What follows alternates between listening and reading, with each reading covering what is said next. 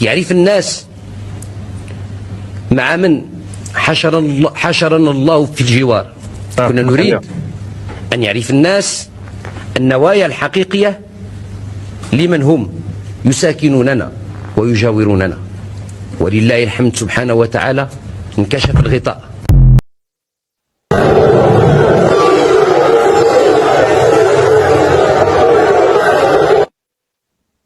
السلام عليكم مشاهدينا الكرام. السلام عليكم، مرحبا بكم مشاهدين. الله يرحمك عليها يا الحسن الثاني. لمن علم الله مع بين حشرنا الجوار اخوان، مع بين ولينا معاشرين الجوار اخوان ديالنا. يالا تشوف هاد الناس كيفاش استهزاء كيستهزئوا به الناس. شفتوا واش هادو هاد العمل مجارك؟ حاشا ولله الحمد والله العظيم. ولكن قبل من هيدا اخوان خصكم تتبعوا هذا الفيديو من الاول حتى الاخر. ماشي انا اللي كنقول، راه الناس اللي كيقولوا، راه الناس اللي كيهضروا على هاد الناس اللي ما احترموش الجمهور ديال الكونغو وما احترموش السيد اللي هو صعد او دخلنا في اشواط اضافيه وهو عامل هيدا مسكين يدو وما احترموش. حشومه وعايب على هاد الشيء هذا. الله يرحمك عليها يا الحسن الثاني، الله يدخل عليك الرحمه الواسعه على هاد الكلمه هادي اللي كتقول. الله الاصم الله يرحمك عليها، راه العالم كيأيدك عليها. تبعوا الاخوان الفيديو من الاول حتى الاخر، خليكم مع الفيديو. ولكن الاعتذار هذا ما يبررش ما حصل. الاعتذار هذا يقول لك انا ما كنت اعرف. خلينا نشوف اللقطه، نشوف اللقطه ونشوف.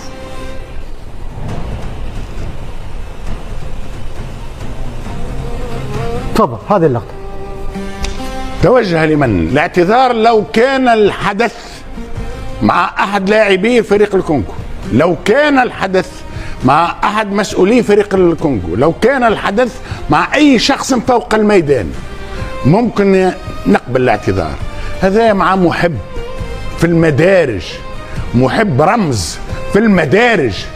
انت يا عموره اش مهزك للمدارج لكي تستفز شخص رمز؟ هو شوف المشجع الاشهر ميشينكو موبدلينجا هو يعني بالاخير، لكن انت تشوف التصرف لا غير مقبول. يعني انا استفزني. طيب لو كان يعرف، هو يقول لك انا ما اعرف وانا اقدم اعتذاري واسف. بقطع نظر يعرف ولا ما يعرفش، من لا يتوجه لاعب الى شخص في وسط جمهور فيه 40,000 ليستفزه مباشرة. وعندما استفزه كان ذلك شخص اشهر محب في العالم، راهو رمز باتريس لومومبا، صح، وهو من عائلة باتريس لومومبا، وهو يتمرن 3-4 أيام في الأسبوع لكي يقوم بهذه الحركة. عملوا له استجوابات عديدة من أشهر، ويقال أنه تخطى 480 دقيقة وقوفا بالطبع في هذه النسخة. أنا لو جيت حتى لو جيت عمورة أو وفزت عليه نمشي ونحييه، مش نمشي ونستفزه، لانه لا يمكن استفزاز الجماهير. طيب وهذا ليس بالجمهور العادي. انت كميه معلومات تعرفها، يمكن عموره ما يعرف واعتذر وجل من لا يسهو يعني ويخطئ. يا ودي قلت له الاعتذار من شيء من الكبار. طيب ولكن ما حصل والاعتذار نتاعو جاء الحقيقه بعد اجماع في العالم الكل على كون ما قام به لا يقبل. لا نعرف بدر. المبدأ يقول على ان اي لاعب مدرب او اي فاعل على مستوى ارضيه الملعب لابد انه يحترم الجماهير حتى لو كانت استفزته. اوكي، هذا المبدا الاول. المبدا وانا مع متسبي رئيس مع متسبي، شوف مع متسبي بيعمل الحركه معه. فالمبدا الثاني انك تتوجه الى مشجع منتخبه خسر وطلع من البطوله، المفروض انك تذهب ليه وتواسيه، او انك تهنئه على او ما تمشيلوش حتى من الكل. تمشي الجمهور. لما محمد امين عموره يقدم هذا الاعتذار دليل على انه عرف جسامة الخطأ الذي ارتكبه في حق هذا المشجع، لأننا لا نعتذر من شيء، لا نقول أننا ما كناش نعرف الخلفية أوكي لا تعرفها، لكن المشجع يظل مشجعا، وهذا المشجع لم يسيء إليك ولا للمنتخب الجزائري، هو بيكرم واحد الشخصية أسطورية في تاريخ النضال الإفريقي من أجل التحرر، حتى باتريس لومومبا. حتى أعلى شخصية في الكاف رحب فيه وقدم له التهنئة متسبي رئيس الاتحاد يا شاري، هذه كأس إفريقيا للأمم، كأس العائلة الإفريقية، كأس الوحدة الإفريقية، كأس التماسك الإفريقي الذي نعبر فيه عن انتمائنا لهذه القارة. وبالتالي عندما يأتي أي واحد من مشجعين أو لاعبين أو فاعلين برسالة يمكن يقدمها، لابد أننا نشكر على الرسالة اللي قدمها. لا واكثر من هكا مشاري، الاتحاد الجزائري لكرة القدم في استدعي هذا المحب من عائلة لومومبا وباش يكرموا في مقر إقامة الفريق الجزائري. معناها شوف، لأنه تقديرا واحتراما لرمزية هذا الشخص، لأهمية هذا الشخص، راهو من أشهر المشجعين في العالم كل مقابلة يقفوا تبارك الله ما شاء الله. تحية ليه أيضا من الاستوديو، وحتى حسام قال يحب يحييه ويحب يوجه له رسالة شكر. معناها حسام يحبه برشا ويعشقه برشا، هذاك علاش حتى في النزل يبدا واقف هكا واحنا نعيطوا له. حسام بتحب المشجع الكونغولي؟ كلنا نحبه، لكن انا اقول كلنا نعرف صاحب الهدف، وكلنا نحب صاحب الهدف بأدبه وتربيته. هو يلعب في الدور قطر. ليس صعب، ليس صعب. محمد أمين عمورة هذا لاعب نادي فولفسبورغ الألماني. انتظر، ولما سجل الهدف أنا أقول أن ما حصل هل كان إرادة أو غير إرادة؟ غير قصد، غير علم، هو بالنسبة غير علم، من غير سونية. هو ذكر أن على الفكاهة أمر يعني عفوي وبسيط واعتذر، والاتحاد الجزائري قدم دعوة للمشجع بشكل أخوي واحتوى الموضوع. نعم، الفرحة يحمله إلى حتى فعل شيئا غير عن إرادته. قد يكون نشوة الفرحة هي كانت السبب، واعتذاره بعدما كان أهدأ فلما رجع من بيته صحيح وشاهد ما فعل. نعم. ماذا فعلت؟ وقدم اعتذار عندما فهم كذلك أن بعد عودته إلى البيت فهم ما حصل، ولكن في الملعب لا يعرف ماذا والله تكلمت في جزئية لم يتكلم فيها لا فتحي ولا صابر ولا بدر، لأن الفرحة ونشوة الفرحة هي من تسببها. ما تكلمتش أصلا. إن كان يفعله بهدف استهزائي لم يقوم بالاعتذار، صحيح، ولكن لما قام بالاعتذار كفرحتك الملغية فله بغير حتى لا يفعل بالفرحة. صابر شوف، هو المشجع الكونغولي اسمه موبولا دونجا. أنا أعتقد أن موبولا دونجا لو سألت نفسه لن يكون قاسيا على عمورة مثلما كان بدر وفتحي قاسيان عليه إلى هذه الدرجة. في رأيي الشخصي الحقيقة هم كلاهما اتكلم على أنه يعني فيما معناه الخطأ من شيمة الكبار أو الاعتذار من شيمة الكبار. الاعتذار من شيمة الكبار مروا عليها مرور الكرام، وبقية المداخلة بعد الحين مروا عليها مرور ما هم مروا عليها في يا صابر أنا سبتكم. العالم الكل تكلم والصورة مرت بالعالم. مين ما بيغلطش وخطأ، هو الراجل نفسه بيقول لك هنا قلنا بيقول لك اسمعني بس صح كلام يا اخي، لازم كلامك صح يا فتحي. تفضل يا صابر، اتكلم. انا في رايي كنتوا قاسيين جدا عليه. الراجل هو نفسه تعرف بيقول ايه؟ بيقول لك خطأ طفولي، هو نفسه بيصف الخطأ بتاعه انه خطأ طفولي واعتذار صريح، وراجل فرحان وبيجري وبيهلل وبيحتفل بالفوز وفاكر ان هي دي مزاح، بيهزر مع هذا المشجع. ما يعرفش 90% من الشعب العربي ما يعرفش، ما كانش يعرف القصه ديت، وما كانش يعرف ايه المضمون. فهو شأنه شأن بقيه العرب. اخطأ وجميعنا يخطئ، ولكن احنا بنكابر في الاعتذار. هو لم يكابر، على طول اقل من 24 ساعه اعتذار صريح وبالفاظ صريحه جدا. يعني خير الخطائين التوابون. ده راجل يعني اخطأ واعتذر بشكل صريح جدا، يشكر على هذا الاعتذار. انبه عليه تشكره زيادة.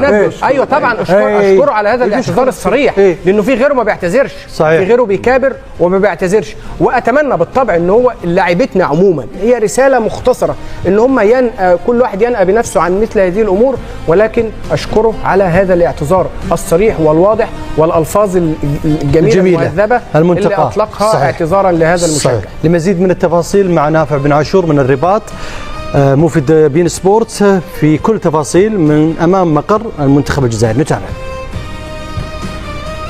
مساء الخير مشاهدي، تحية لك ولضيوفك الكرام ولكل مشاهدي بين سبورتس. نتواصل معكم دائما من مقر إقامة المنتخب الجزائري المنتشي بتأهل ثمين، ليس بالإنجاز بقيمة وحجم وتاريخ الكرة الجزائرية ومنتخب الجزائر، لكنه طبعا يعد نجاحا في هذه البطولة وتأكيد لنجاحات الجزائر في الدور الأول أمام منافس صعب، قدم مباراة كبيرة زاد من حجم ما أتته الجزائر أمس، وخاصة السيناريو المثير للمباراة وهدف بولبينا الرائع. طبعا الجماهير الجزائرية متواجدة في محيط الملعب اليوم. الجزائر اللاعبين الأساسيين والذين دخلوا أثناء المباراة تركنوا للراحة والاستشفاء في الفندق، وبقية اللاعبين خاضوا ميران في أكاديمية محمد السادس في ضواحي الرباط، باستثناء إسماعيل بن ناصر الذي سيكون خارج حسابات بيتكوفيتش بنسبة كبيرة بالنسبة لمباراة نيجيريا، ونتمنى أن يكون جاهزا في باقي البطولة بعد إصابته الأمس. أيضا سيكون ضيف كبير من ناحية الرمزية، سيكون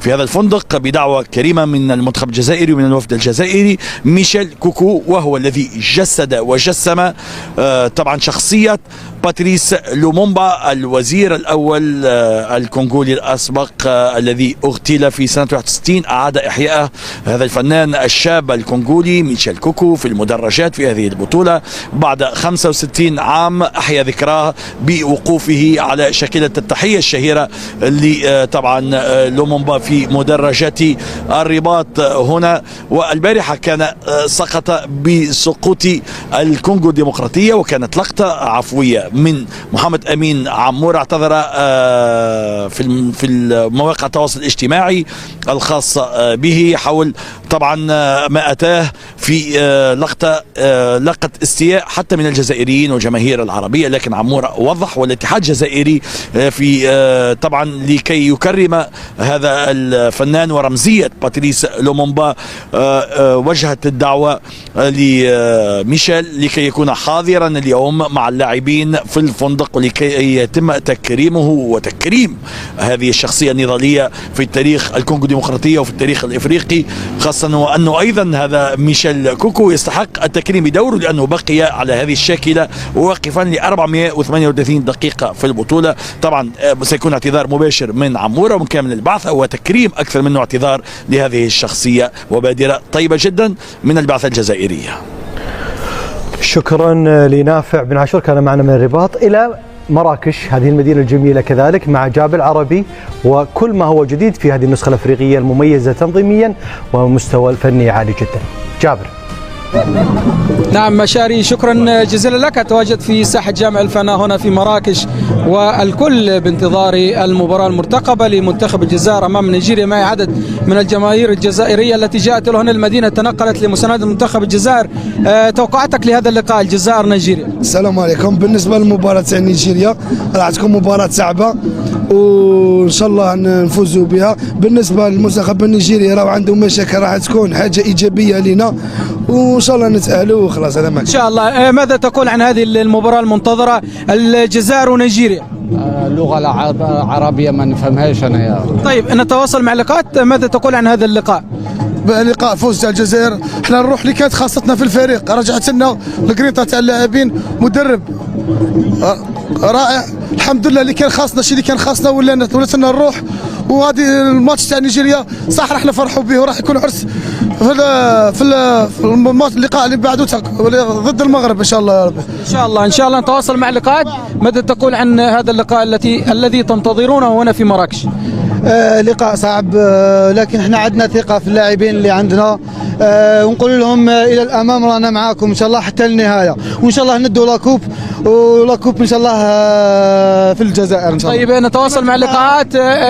ماذا تقول عن هذا اللقاء الهام بالنسبة لمنتخب بلادكم؟ سيكون لقاء جدا صعبا مع نيجيريا، فريق جد صعب وهو مرشح لهذا الكأس افريقيا، ونتوقع فوز الجزائر ان شاء الله، وان شاء الله نلعب كوب دالجيري ان شاء الله.